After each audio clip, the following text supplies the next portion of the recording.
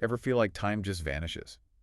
Well, imagine 10 whole days just disappearing from the calendar. Yeah, it sounds pretty wild, doesn't it? Mm. But that's exactly what happened back in October 1582. It's such a bizarre little historical hiccup. Hmm. So today, for this deep dive, we're asking, what actually happened to October 5th through the 14th, 1582? Where did they go?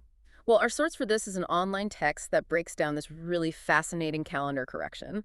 And to get it, you really need to look back at what came before, the Julian calendar. Right, the system they were using. And the basic idea behind that one was that a year is exactly 365 and a quarter days long. Exactly. 365.25, which is, pretty close to the actual solar year, the time it takes Earth to go around the sun. But not exactly right. The real number is closer to 365.2425 days. Seems like a tiny difference, yeah. Tiny, but crucial. Over centuries, that little bit of inaccuracy each year really started to pile up. It's like having a watch that loses a few seconds every day. After a while, you're way off. Precisely. By the 1500s, the calendar was out of sync with the actual seasons by about 10 full days. 10 days. And that caused real headaches, right? Not just theoretical Oh, ones. absolutely. Think about agriculture planting times were drifting. And really importantly, religious dates.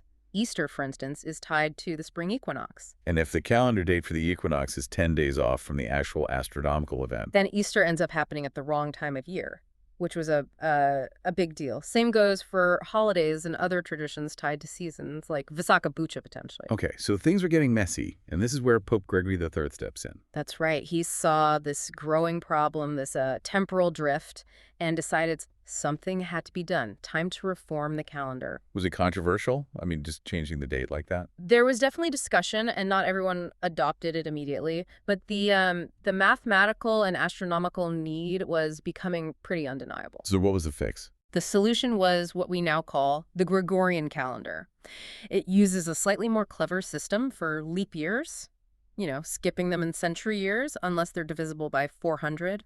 Ah, right. Like the year 2000 was a leap year, but 1900 wasn't. Exactly. That fine-tuning makes it much, much more accurate over the long haul. It's the calendar most of us live by today. Okay, new calendar system, great. Yeah. But how did they handle the existing 10-day error? How do you just catch up? Well, this is where it gets really interesting. They didn't phase it in. They just jumped. Jumped. Get this. Thursday, October 4th, 1582, happened as normal. People went about their day. So, And the very next day, it wasn't Friday, October 5th. Right. It was Friday, October 15th, 1582. whoa, just skip. 10 entire days, just poof, wiped from the record. Exactly. Vanished. People literally went to sleep on the 4th and woke up on the 15th. Imagine that. Our source calls it a time edit, which feels about right. But it's important to stress, right? Nobody actually lost 10 days of their life. No, of course not. Time itself didn't jump. It was just our system for counting it that got a major adjustment. People didn't age 10 days overnight or anything like that. It was purely a correction on paper, even though it felt like a jump. Yeah. What if they hadn't done it, though? What would the chaos have looked like down the line? Well, the drift would have just kept growing. Imagine Christmas eventually happening in, autumn, or summer harvest being planned based on spring dates.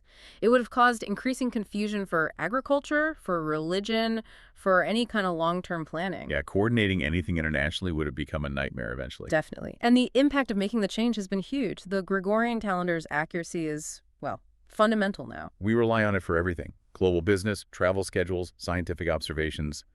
It all depends on having a shared, accurate clock and calendar. It really is the backbone of modern timekeeping, which brings us to a final thought for you, listening. We took this human system, the calendar, and we literally cut out 10 days to make it fit reality better. It shows how we can manipulate these constructs, these ways we measure time. But does that whole event maybe highlight the difference between our invented systems for tracking time and, time itself, that continuous, relentless flow that maybe we don't fully grasp? Exactly. Does reshaping the numbers on the page remind us that time's fundamental nature might be something else entirely, something to think about?